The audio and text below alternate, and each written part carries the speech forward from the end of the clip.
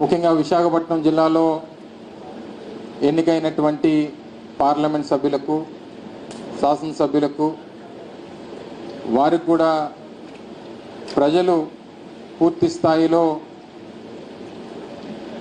అఖండమైనటువంటి మెజారిటీలను ఇచ్చి వారిని గెలిపించినటువంటి సందర్భంలో వారికి కూడా హృదయపూర్వకంగా అభినందనలు, శుభాకాంక్షలు ఈ సందర్భంగా తెలియజేస్తూ ఉన్నాం.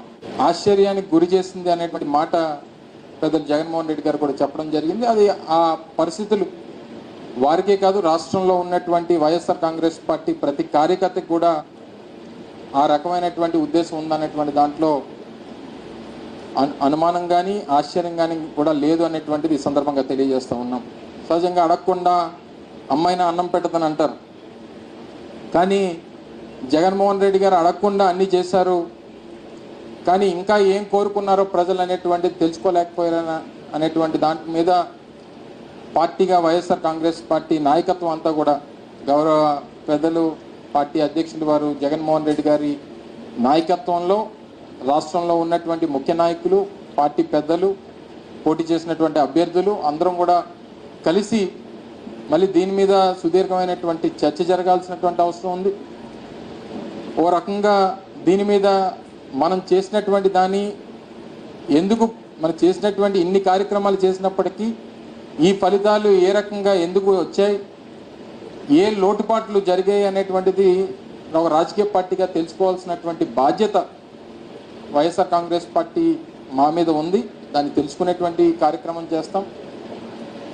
దీనివల్ల తప్పు జరిగింది అని అనుకున్నప్పుడు డెఫినెట్గా దాన్ని అధిగమించి వచ్చేటువంటి రానున్నటువంటి రోజుల్లో దాన్ని సరిదిద్దుకునేటువంటి ప్రయత్నం కూడా వైఎస్ఆర్ కాంగ్రెస్ పార్టీ చేస్తుంది అనేటువంటి విషయాన్ని కూడా ఈ సందర్భంగా తెలియజేస్తా ఉన్నాం. ఈరోజు అనేక నిర్ణయాలు మేము తీసుకున్నటువంటి వ్యవస్థలో తీసుకొచ్చినటువంటి మార్పులు అంటే సహజంగా ఒకేసారి ఇంత పెద్ద ఎత్తున మార్పులు చేయడం అనేటువంటిది కూడా మళ్ళీ దీన్ని ప్రజలు అంగీకరించలేకపోయారా? అంటే ప్రభుత్వం గతంలో ఉన్నటువంటి ప్రభుత్వాల దగ్గరికి వెళ్ళి పనిచేసుకునేటువంటి పరిస్థితి దగ్గర నుంచి ప్రభుత్వాన్నే వారి కాళ్ళ దగ్గర తీసుకుని వచ్చి పెట్టడమే తప్పయిందా, లేదా ప్రతి పథకాన్ని వారి ఇంటి దగ్గర తీసుకొని వచ్చి చేర్చేటువంటి దాంట్లో అంత విజయవంతంగా చేర్చినప్పటికీ దాన్ని ప్రజలు అంగీకరించలేకపోయారా? లేకపోతే సచివాలయ వ్యవస్థలను తీసుకొని వచ్చి పనులన్నీ కూడా గ్రామాల్లోనే జరిగేటువంటి విధంగా తీసుకొచ్చినటువంటి మార్పుని వారు అంగీకరించలేకపోయారా? లేదా వాలంటీర్ వ్యవస్థను తీసుకొని వచ్చినటువంటి ప్రతి పథకాన్ని ఇంటి దగ్గరికి, గడప దగ్గర తీసుకుని వెళ్ళి ఇచ్చినటువంటి దాన్ని వారు స్వాగతించలేకపోయారా? ఇలాగ అనేక రకాలైనటువంటి మార్పులు స్వతంత్రం వచ్చిన తర్వాత వ్యవస్థల్లో ఇన్ని మార్పులు తీసుకురావడం అనేటువంటిది గతంలో ఎప్పుడు జరగలేదు. నూతనంగా ప్రభుత్వ ఉద్యోగాల కల్పన కానివ్వండి, దాదాపు సచివాలయ వ్యవస్థ ద్వారా 130,000 మందికి ఉద్యోగ అవకాశాలు కానివ్వండి, అలాగే ఆర్టీసీకి సంబంధించినటువంటి ప్రభుత్వంలో విలీనం చేసేటువంటి దాంట్లో కానివ్వండి, ఇలా రకరకాలైనటువంటి నిర్ణయాలు వ్యవస్థల్లో తీసుకుని వచ్చి మార్పులు తీసుకుని వచ్చి ఇన్ని పెద్ద ఎత్తున చేసినటువంటి సంస్కరణల్ని ప్రజలు స్వాగతించలేకపోయారా? ఇవన్నీ కూడా దీని మీద అంటే లేదా ఇన్ని కార్యక్రమాలు చేసాం ఇంకా ఏదైనా చేస్తే బాగుంటుందని చెప్పి ఆశించారా? వీటన్నిటికి కూడా క్వశ్చన్ మార్క్స్ అనేటువంటిది వైఎస్ఆర్ కాంగ్రెస్ పార్టీ మీద ముందు ఉన్నాయి. దీనికి అన్నిటి కూడా సమాధానాలు వెతుక్కోవాల్సినటువంటి అవసరం మా మీద ఉంది. డెఫినెట్గా ఆ రకంగా ముందుకెళ్ళేటువంటి ప్రయత్నం చేస్తాం. అన్ని రకాలుగా కూడా ఈరోజు నిన్న ఫలితాలు వచ్చిన తర్వాత చంద్రబాబు నాయుడు గారు కానీ తర్వాత పవన్ కళ్యాణ్ గారు కానీ మాట్లాడినటువంటి మాటలు చూస్తాం. పవన్ కళ్యాణ్ గారు ఏ రకంగా దాడులు చేయాలనేటువంటిది మా ఉద్దేశం కాదు అనేటువంటి మాట వారు పెద్దరికంగా వారు చెప్పారు. చంద్రబాబు నాయుడు గారు ఆ మాట చెప్పినట్టుగా నేనైతే చూడలేదు. కానీ గడిచినటువంటి 48 గంటలుగా రాష్ట్ర వ్యాప్తంగా అనేక ప్రాంతాల్లో జరుగుతున్నటువంటి దాడుల్ని దయచేసి ఖండించాల్సినటువంటి బాధ్యత కూడా ప్రతి ఒక్కరి మీద ఉంది. ఇంట్లోంచి బయటికి పిలిచి పేరు పెట్టి పిలిచి బయటికి ఏ రకంగా దాడులు చేస్తున్నారు అనేటువంటిది మనం చూస్తూ ఉన్నాం.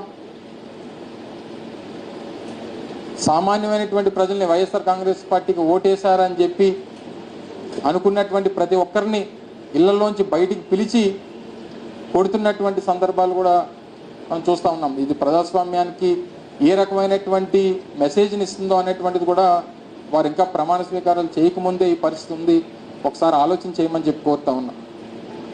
గెలిపోవటములు అనేటువంటివి రాజకీయాల్లో సర్వసాధారణంగా ప్రతి 5 సంవత్సరాలకు ఒకసారి ఎన్నికలు జరుగుతూ ఉంటాయి. తప్పకుండా దాన్ని ఏ రకంగా అధిగమించాలి, ఏ రకంగా ఓడిపోయినటువంటి వారు రేపు మళ్ళీ ఎలా గెలవాలని చెప్పి చూస్తాం. గెలిచినటువంటి వారు దీన్ని ఎలా నిలబెట్టుకోవాలనేటువంటి ప్రయత్నం చేయాలి. అంతే తప్ప ఈ రకమైనటువంటి పరిస్థితులు అనేటువంటిది ప్రజాస్వామ్యానికి సరైనటువంటి పద్ధతి కాదు అనేటువంటిది బలంగా నమ్ముతున్నటువంటి వ్యక్తులు. ఈరోజు ఉదాహరణకి నా వరకు నా కుటుంబం దాదాపు 10 ఎలక్షన్స్లో పోటీ చేశాం. 4-5 సందర్భాల్లో గెలిచాం, 4-5 సందర్భాల్లో ఓడిపోయాం. ఇవి రాజకీయాల్లో కొత్త కాదు. రాజకీయాల్లో గెలిపోవటం అనేటువంటిది సర్వసాధారణంగా జరిగేటువంటి ప్రక్రియ.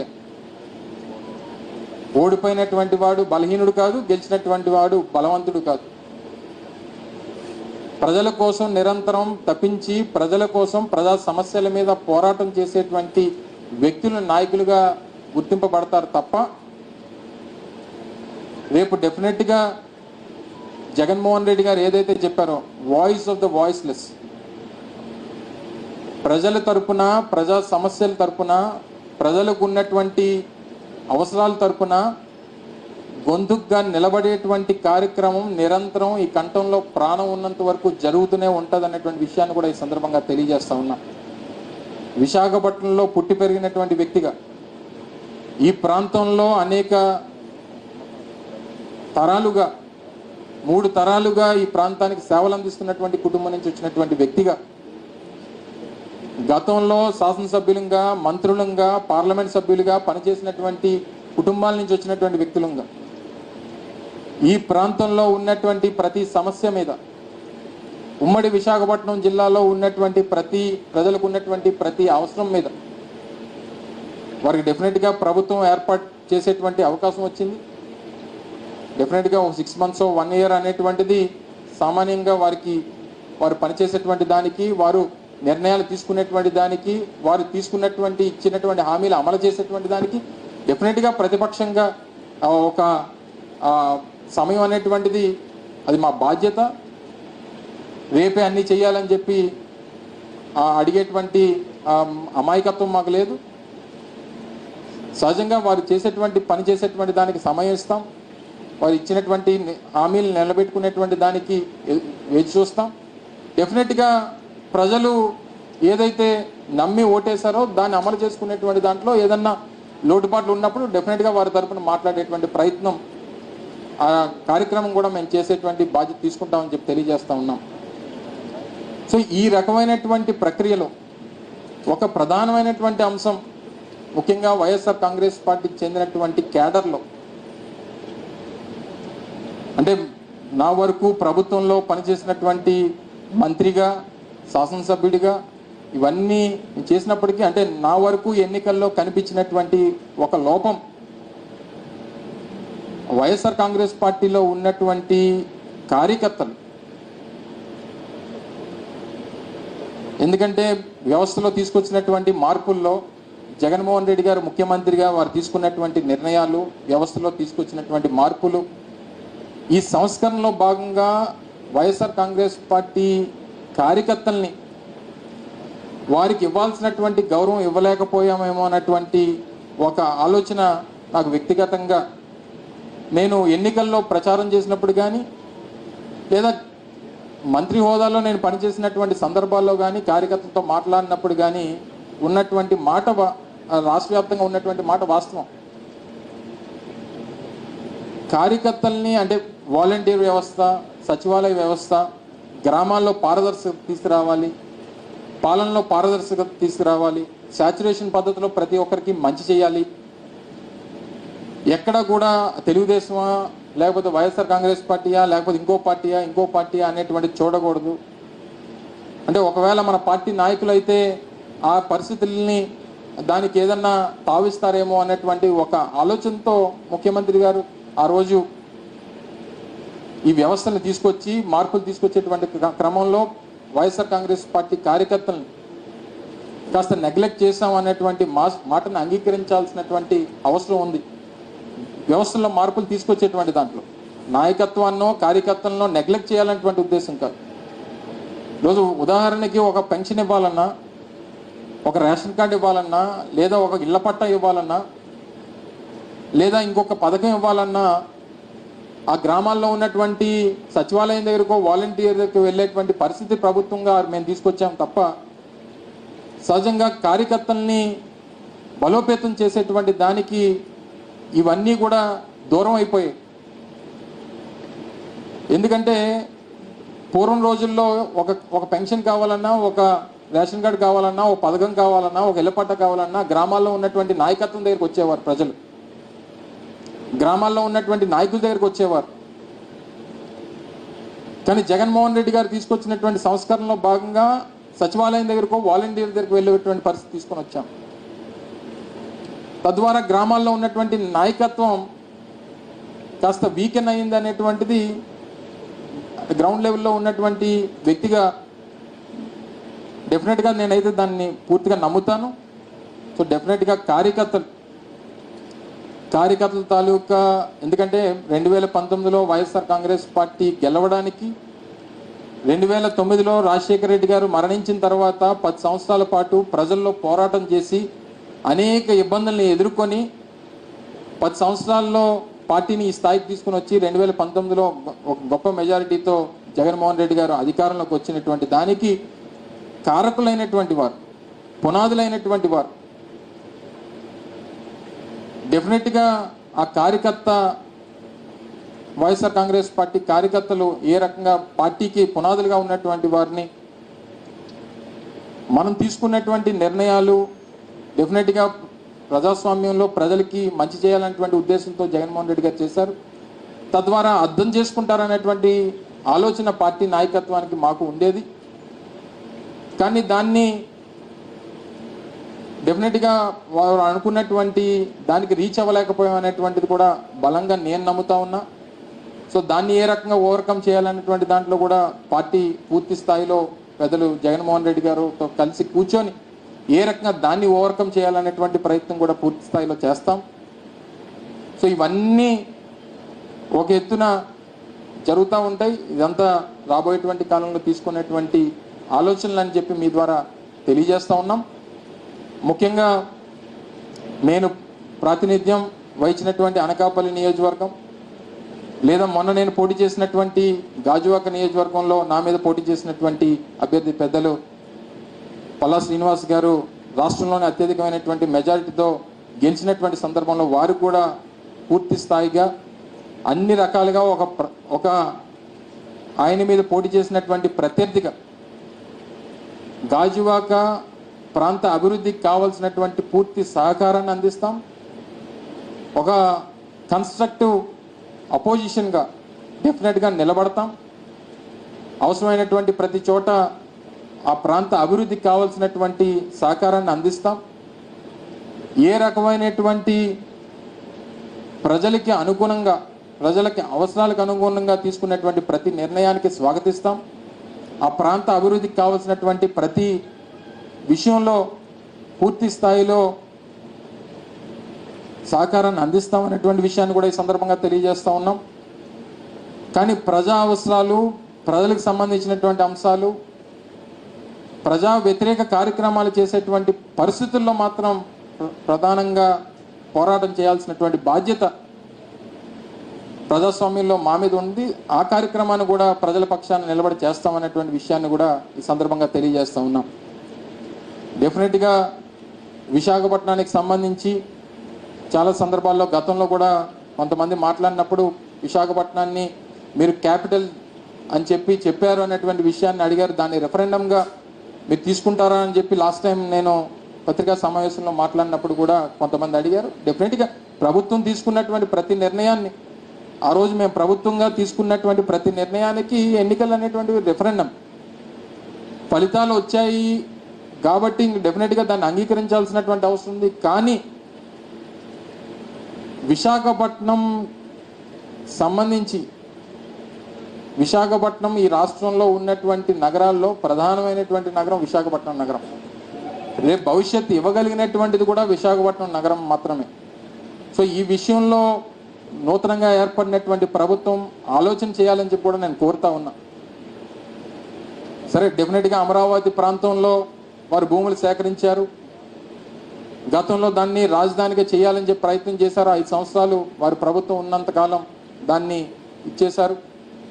డెఫినెట్గా ఆలోచన వారికి ఉండొచ్చు, దాన్ని కొనసాగించాలనేటువంటి కార్యక్రమం చేస్తారు. కానీ విశాఖపట్నానికి సంబంధించి వారు ఆలోచన చేసి నిర్ణయాన్ని తీసుకోవాలని చెప్పి కోరుతా ఉన్నా. ఒక ఆల్టర్నేట్ నగరంగా అమరావతిని అభివృద్ధి చేయాలని చెప్పి మేము ఆలోచన చేసాం. వారు మరింతగా ఎక్కువ ఆలోచన దాని మీద దృష్టి పెడతారు, అందులో వేరే సెకండ్ థాట్ లేదు. కానీ ఈ విషయంలో మాత్రం వారు ఆలోచన చేయాలని చెప్పి కోరుతా ఉన్నా. విశాఖపట్నం నగరానికి ఉన్నటువంటి స్ట్రెంగ్స్, విశాఖపట్నం నగరానికి ఉన్నటువంటి అవకాశాలు మొన్న గతంలో నూతనంగా ఏర్పడినటువంటి నూతనంగా ఎన్నికైనటువంటి పార్లమెంట్ సభ్యులు భరత్ గారు కూడా వారు మాటల్లో చెప్పడం మనందరం కూడా చూసాం. సో ఇవన్నీ కూడా వారు ఆలోచన చేయాలని చెప్పి కోరుతా ఉన్నా. వీటన్నిటికన్నా మించి మేము ప్రారంభించినటువంటి ఏవైతే కొన్ని ప్రధానమైనటువంటి ప్రాజెక్టులు, ముఖ్యంగా నేను పరిశ్రమల శాఖ మంత్రిగా గౌరవ ముఖ్యమంత్రి ఆ రోజు జగన్మోహన్ రెడ్డి గారి నేతృత్వంలో పునాదులు వేసినటువంటి రామాయపట్నం పోర్టు కానీ, లేదా మచిలీపట్నం పోర్టు బందర్ పోర్టు కానీ, లేదా మూలపేట పోర్టు కానీ, రామాయపట్నం పోర్టు ఇప్పటికే పూర్తి చేసుకొని 190% పనులు పూర్తి చేసుకొని ప్రారంభానికి సిద్ధంగా ఉంది. మచిలీపట్నం పోర్టు పెద్ద ఎత్తున పనులు జరుగుతూ ఉన్నాయి. మూలపేట శ్రీకాకుళంలో నిర్మిస్తున్నటువంటి పోర్టు కూడా పెద్ద ఎత్తున పనులు జరుగుతూ ఉన్నాయి. భోగాపురం ఇంటర్నేషనల్ ఎయిర్పోర్టు ఆ రన్వే పనులతో పాటు టెర్మినల్ బిల్డింగ్ పనులు ఇప్పటికే దాదాపు 30-40% పూర్తయినటువంటి పరిస్థితులు ఉన్నాయి. వీటన్నిటిని కూడా త్వరితగతిన పూర్తి చేసి ఈ ప్రాంత రాష్ట్ర ప్రజలకి త్వరితగతిన అందుబాటులో తీసుకుని వచ్చి ఉపయోగపడేటువంటి దిశగా కొత్త ప్రభుత్వం పనిచేస్తుందని చెప్పి పూర్తి స్థాయిలో ఆశిస్తూ నూతనంగా ఏర్పడినటువంటి ప్రభుత్వానికి హృదయపూర్వకంగా వారికి అభినందనలు, శుభాకాంక్షలు. నూతనంగా ఎన్నికైనటువంటి శాసనసభ్యులకి, పార్లమెంట్ సభ్యులకి వారికి కూడా శుభాకాంక్షలు, అభినందనలు తెలియజేసుకుంటూ ఈ అవకాశం కల్పించినటువంటి పెద్దలందరికీ, గత 5 సంవత్సరాలు పనిచేసేటువంటి దానికి అవకాశం కల్పించినటువంటి ప్రజలకు, రానున్నటువంటి కాలంలో ప్రజల పక్షాన పోరాటం చేసేటువంటి బాధ్యత తీసుకుంటామని చెప్పి కూడా ఈ సందర్భంగా మరొకసారి మీ ద్వారా తెలియజేసుకుంటూ సెలవు తీసుకుంటా ఉన్నా. Thank you.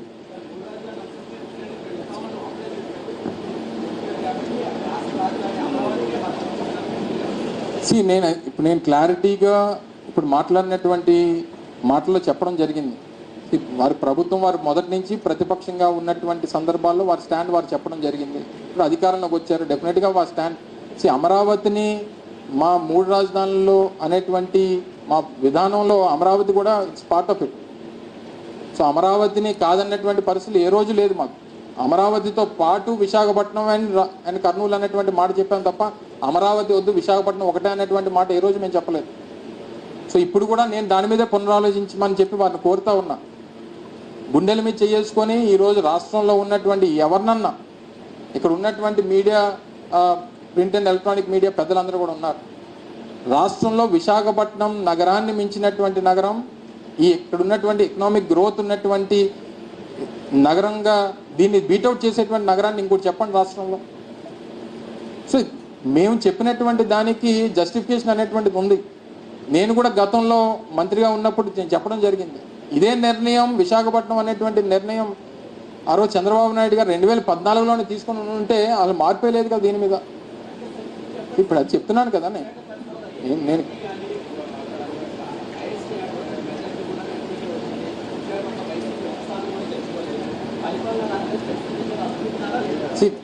ఇప్పుడు ఉన్నటువంటి దాంట్లో అన్నీ ఇందులో పార్ట్ ఆఫ్ ఓన్లీ విశాఖపట్నం కాదు, రాష్ట్ర వ్యాప్తంగా తీసుకున్నటువంటి నిర్ణయాలు, రాష్ట్ర వ్యాప్తంగా ప్రజలు ఇచ్చినటువంటి తీర్పు అంగీకరించాల్సినటువంటి బాధ్యత వైఎస్ఆర్ కాంగ్రెస్ పార్టీ మీద ఉంది.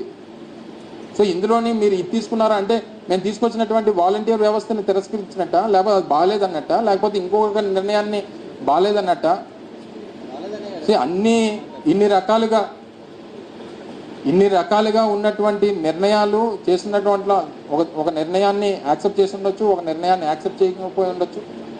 కానీ వన్స్ ఈ ఫలితాలు వచ్చిన తర్వాత దానికి మేము బాధ్యత తీసుకున్నాం.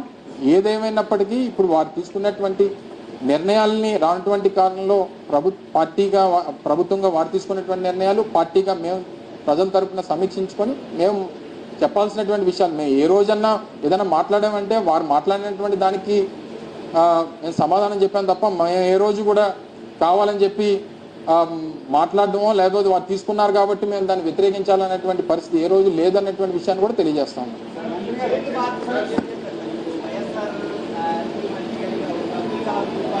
అబ్దుల్ కలాం వ్యూ పాయింట్ అనేటువంటిది నాకు తెలిసి అబ్దుల్ కలాం వ్యూ పాయింట్ అనేటువంటిది నాకు తెలిసి ఎప్పుడు లేదు. అక్కడ అసలు ఎప్పుడు కూడా అక్కడ ఉన్నటువంటిది ఎప్పుడు వ్యూ పాయింట్ అనేటువంటిది లేదు. అక్కడ మేము క్రియేట్ చేసాం దాన్ని. వ్యూ పాయింట్ లేకపోవడం అంటే నూతనంగా నిర్మించాం. గతంలో ఏంటంటే గ్రావెల్తో ఉండిపోయి సీతకొండ కింద ఉండేది అక్కడ. మరి అబ్దుల్ కలాం అనేటువంటి వ్యూ పాయింట్ ఈ సోషల్ మీడియా వచ్చిన తర్వాత దాన్ని క్రియేట్ చేసి పెట్టి దాన్ని సర్క్యులేట్ చేసి దాన్ని అలా క్రియేట్ చేశారు తప్ప నాకు తెలిసి అయితే మీకు తెలుసు కానీ నాకు తెలుసు కానీ ఎప్పుడూ లేదు అక్కడ. సరే ఇప్పుడు ఏం తీసుకున్నా ఏం చేసినా దాన్ని అలాగే కృష్ణా జిల్లాకి ఎన్టీ రామారావు గారి పేరు పెట్టాం తీసేయమనండి. కృష్ణా జిల్లాకి ఎన్టీ రామారావు గారి పేరు పెట్టాం కదా, ఎన్టీఆర్ జిల్లాగా నామకరణం చేసి మార్చేమనండి. అందుకనే చెప్తున్నాం బాబు, మేము ఇప్పుడు ఉన్నటువంటి ప్రతి నిర్ణయాల్లో కొన్ని మంచి ఉన్నాయి, ప్రజల దృష్టిలో కొన్ని చెడు ఉన్నాయి. వీటన్నిటికీ సంబంధించినటువంటి ఫలితాలు వచ్చాయి. సో దీన్ని ఏ రకంగా సమీక్షించుకోవాలనేటువంటి సమీక్షించుకుంటాం. డెఫినెట్గా రానటువంటి కాలంలో మా పాత్ర ఏం చేయాలనేటువంటిది మేము పోషిస్తాం. డెఫినెట్గా ప్రజల పక్షాన నిలబడతాం.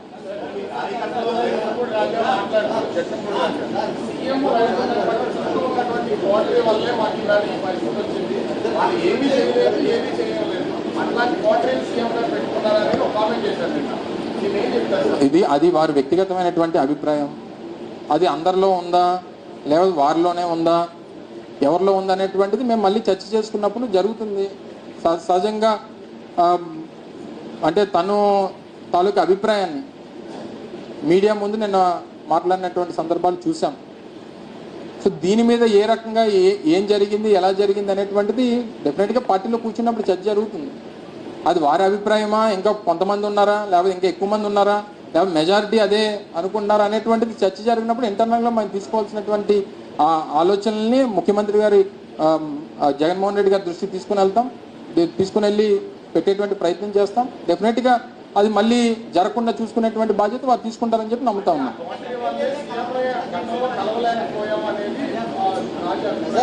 ఇప్పుడు ఈ ఫలితాలు వచ్చిన తర్వాత ఈ రకమైనటువంటి మాటలు డెఫినెట్గా వస్తాయి.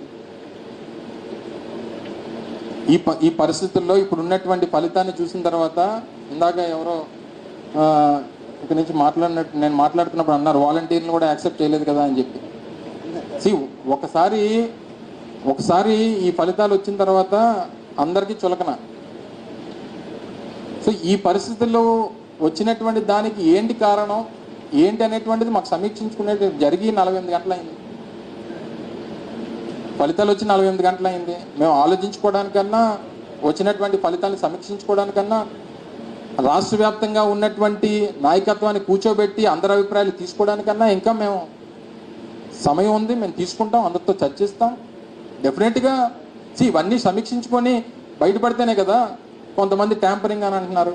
ట్యాంపరింగ్ అని చెప్పని అనుకుంటే అమాయకత్వం అవుద్ది. ట్యాంపరింగ్ అని చెప్పని అనుకుంటే సరే ఏం జరిగింది అనేటువంటిది పక్కన పెడదాం. ట్యాంపరింగ్ అని చెప్పి మమ్మల్ని మేము అనుకుంటే రేపు మేము దీని నుంచి ఎలా బయటపడతాం? ఇది నిజంగా ప్రజలు ఇచ్చినటువంటి ఫలితం అని చెప్పి మేము అలా భావిస్తేనే రేపు దీని నుంచి బయటపడి రేపు మళ్ళీ అధికారంలోకి వచ్చేటువంటి దానికి అడుగులు వేస్తాం. చెప్పండి. మేము మా ఫ్యామిలీ చేయటం వల్ల ప్రభుత్వానికి వ్యతిరేకంగా కంప్లీట్గా చేసామని సంఘాలు బహిరంగంగా చెప్పారు. సరే ఇప్పుడు ప్రతిదీ ఇప్పుడు మేము పథకాలు ఇచ్చినటువంటి వారు లేదా పథకాలు తీసుకున్నటువంటి వారు లేదా ఇళ్ల పట్టాలు ఇచ్చినటువంటి వారు వివిధ సంక్షేమ కార్యక్రమాలు ఇచ్చినటువంటి వారు ఏది చేసినా వచ్చినటువంటి ఫలితాన్ని తర్వాత దీన్ని క్లెయిమ్ చేసుకుని మా వల్ల మీరు ఓడిపోయారు అనేటువంటి ప్రతి ఒక్కరు చెప్తాడు. ఇప్పుడు పనిచేసేటువంటి ఉద్యోగస్తులు ఇప్పుడు సిపిఎస్కి సంబంధించి ఒక ఆల్టర్నేటివ్ని మేము ప్రభుత్వంలో ఉన్నప్పుడు ఒక ఆల్టర్నేటివ్ చూపించాం, దాన్ని వారు యాక్సెప్ట్ చేయలేదు. సరే, కొత్తగా ఏర్పడినటువంటి ప్రభుత్వం నిన్న పవన్ కళ్యాణ్ గారు మాట్లాడుతూ సంవత్సరంలో దానికి పాత పెన్షన్ విధానం తీసుకొస్తాం. సరే ఓన్లే ఆయన నాకు అర్థమైంది చెప్తున్నాను, నువ్వేం కరెక్షన్ ఉన్న తర్వాత చెద్దు కానీ ఇప్పుడు అంతా మీదే రాజ్యం, ఇంకేంటి నువ్వు ఎలా చెప్తాను చేస్తా. అదే ముఖ్యంగా మీ ఏబీ అంది కదా. సో వారు చెప్పిన సో ఈ వచ్చినటువంటి వారు చెప్పినటువంటి దాన్ని కూడా స్వాగతిస్తాం డెఫినెట్గా. మాకంటే మెరుగైనటువంటి ఆల్టర్నేటివ్నో లేదా పాత పెన్షన్ విధానాన్నో వారు తీసుకొస్తారంటే డెఫినెట్గా వాళ్ళు స్వాగతిస్తారు, ఇప్పుడు వాళ్ళతో నిలబడతారు, తప్పలేదు కదా. సో ఏం చేస్తారనేటువంటిది మనం కూడా ఇంకా వాళ్ళు ప్రమాణ స్వీకారాలు చేయలేదు, ఇంకా మనం కూడా ఇప్పటి నుంచి చేసేయాలి. వారు సంవత్సరం సమయం ఏదో అడిగినట్టుగా మా సంవత్సరం టైం ఇవ్వాల్సిందిగా కోరినట్టుగా చూశాను నేను. సో ఏదేమైనప్పటికీ వాస్తవంగా మాట్లాడుకుంటే, అంటే పచ్చిగా మాట్లాడుకుంటే జనానికి ప్రజలకి ఏం కావాలనేటువంటి దాన్ని కానీ ప్రజల తాలూకు సాటిస్ఫాక్షన్ లెవెల్స్కి చేరడం అనేటువంటిది ఏ నాయకుడి వల్ల సాధ్యం కాదనేటువంటిది అర్థమైంది. ఏం చేస్తే సాటిస్ఫై అవుతారనేటువంటి దాంట్లో కూడా ఈరోజు ఇన్ని చేసిన తర్వాత చెప్పినటువంటి ప్రతి హామీని నిలబెట్టుకున్న తర్వాత, సరే మీరు అన్నట్టు 1 or 2 ఇష్యూస్ ఏదన్నా ఉన్నా ఈ స్థాయిలో నిలబెట్టుకున్న తర్వాత కూడా వారిని ఏ రకంగా మనం సాటిస్ఫై చేయలేకపోయాం అనేటువంటిది ఫలితాల్లో అర్థమవుతా ఉంది. సో దీన్ని ఏ రకంగా ఓవర్కమ్ చేయాలనేటువంటి దాని మీద, ఏ రకంగా దీన్ని ఏ రకంగా పాసిఫై చేయాలి, ఏ రకంగా కరెక్ట్ చేసుకోవాలనేటువంటి దాని మీద డెఫినెట్గా సమీక్ష జరుగుతుంది. అది గవర్నమెంట్ ఉద్యోగస్తుల లేకపోతే ఇంకొక వర్గం అనేటువంటిది డెఫినెట్గా దీని మీద అందరూ కలిసి మాట్లాడుకొని నిర్ణయాలు తీసుకుంటాం.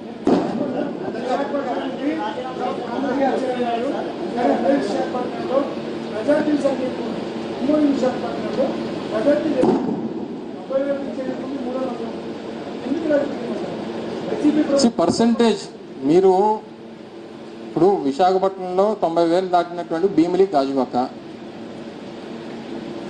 గాజువాక రాష్ట్రంలో 2 అతిపెద్ద నియోజకవర్గాలు. రాష్ట్రంలో అతిపెద్ద నియోజకవర్గం ఫస్ట్ భీమిలి, రాష్ట్రంలో 2వ అతిపెద్ద నియోజకవర్గం గాజువాక. 3,55,000 ఓట్లు భీమిలిలో, 3,35,000 ఓట్లు గాజువాకలో ఉన్నాయి. మీరు పర్సంటేజ్ ఆఫ్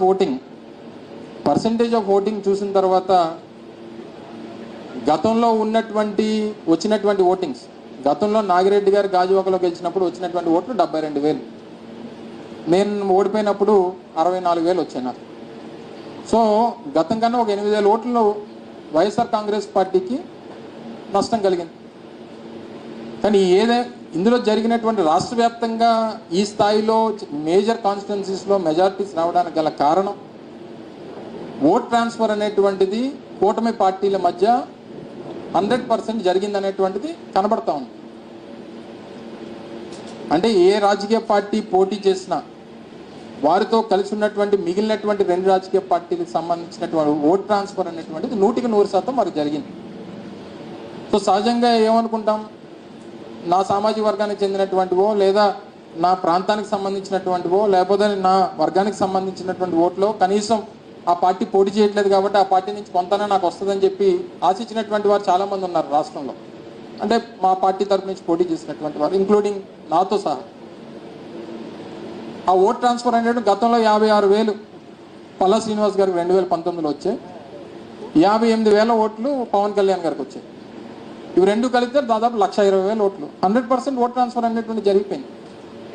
దాంతోపాటు గాజువాక సంబంధించి, అంటే స్పెసిఫిక్గా నేను గాజువాక నేను ఎందుకు చెప్తున్నానంటే నేను రిప్రజెంట్ పోటీ చేసినటువంటి కాన్స్టిట్యున్సీ కాబట్టి అక్కడ ఉన్నటువంటి ఇష్యూస్, స్టీల్ ప్లాంట్ ఇష్యూ కానీ లేకపోతే ఇంకోటి కానీ, ఇప్పుడు వారికి కూడా అవకాశం వచ్చింది. సరే, జగన్మోహన్ రెడ్డి గారు వచ్చి మీరు కూటమికి ఓటేస్తే మీరు ప్రైవేటైజేషన్కి మద్దతు పలికినట్టే అనేటువంటి మాట చెప్పినా కూటమికి ఓటేశారు. కానీ ఈరోజు కేంద్రంలో ఉన్నటువంటి పరిస్థితులు, తెలుగుదేశం పార్టీ అవసరం ఈరోజు కేంద్రంలో భారతీయ జనతా పార్టీ పడింది. ఈరోజు తెలుగుదేశం పార్టీని నిన్న జరిగినటువంటి ఎన్డీఏ సమావేశంలో, సరే నిన్న ఇనీషియల్గా ఆ డిస్కషన్ జరగకపోవచ్చు, కానీ రేపు ప్రభుత్వం ఏర్పాటు చేసిన తర్వాత ప్రధానమంత్రి గారిని, ఎన్డీఏని మేము కోరేది ఏంటంటే, ఈరోజు తెలుగుదేశం పార్టీ అవసరం కేంద్రంలో పడింది కాబట్టి, కేంద్ర ప్రభుత్వం ఏర్పాటు అవ్వడానికి పడింది కాబట్టి, ఇప్పటికన్నా సీట్ ప్లాన్ ప్రైవేటీకరణ విషయంలో వారు ఇచ్చేటువంటి మద్దతుని, వారు ఒక రీజనింగ్, వారికి ఒక కారణంగా సీట్ ప్లాన్ ప్రైవేటీకరణని విత్డ్రా చేసుకోమని చెప్పాలనేటువంటిది మా తరపు. సో డెఫినెట్గా ఆశిస్తా ఉన్నాం. సో దానికి కూడా స్టీల్ ప్లాంట్ ఉన్నటువంటి కార్మికులు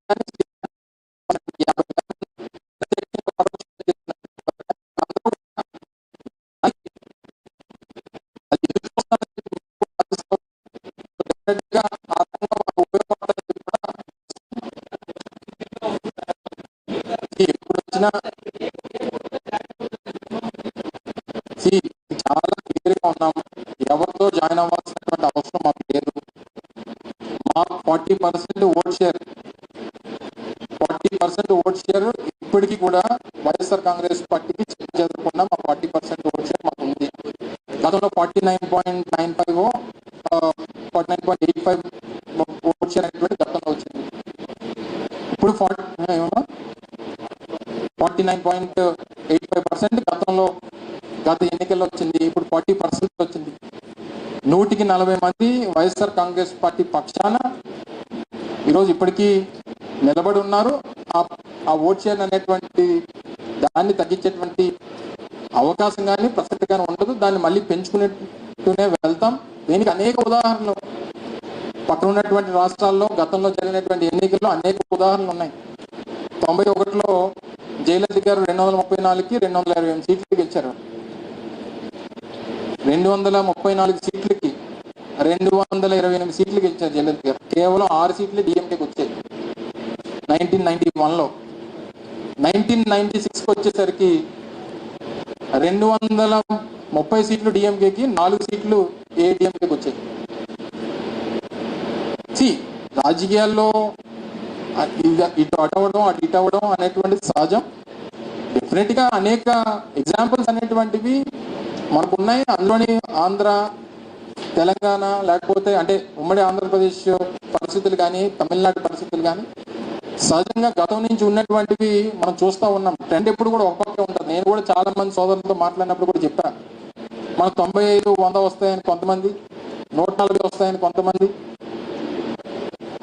60, 70 వస్తాయని కొంతమంది చర్చ జరిగినప్పుడు నేను చాలా క్లారిటీగా చెప్పాను. అయితే వన్ సైడెడ్గా ఉంటుంది, లేకపోతే ఇటే ఉంటుంది తప్ప మార్జినల్ అనేటువంటిది 80% ఉండదు అనేటువంటిది మన ఫ్రెండ్స్ గత అనేక సందర్భాల నుంచి చూస్తూ ఉన్నాం. సో ఇవన్నీ కూడా మా అనేక ఉదాహరణలు ఉన్నాయి. ఫైట్ చేసి మళ్ళీ వెనక్కి రావడానికి కావాల్సినటువంటి ఎగ్జాంపుల్స్ ఉన్నాయి. ఇవన్నీ కూడా ఉదాహరణలుగా డెఫినెట్గా ప్రజల పక్షాన వాయిస్ ఆఫ్ ద వాయిస్లెస్ కింద వైఎస్ఆర్ కాంగ్రెస్ పార్టీ ఎప్పుడు ఉంటుంది అనేటువంటి విషయాన్ని మరొకసారి మీ ద్వారా తెలియజేసుకుంటూ, మరొకసారి గత 5 సంవత్సరాలుగా ప్రభుత్వంలో ఉన్నప్పుడు, దానికి ముందు 5 సంవత్సరాలు ప్రతిపక్షంలో ఉన్నప్పుడు అనేక సందర్భాల్లో మీ సహకారాన్ని అందిస్తూ వచ్చినటువంటి మీకు రానటువంటి కాలంలో కూడా ఇదే రకంగా సహకారాన్ని అందించాలని చెప్పి మరొకసారి కోరుకుంటూ సెలవు తీసుకుంటా ఉన్నా. Thank you.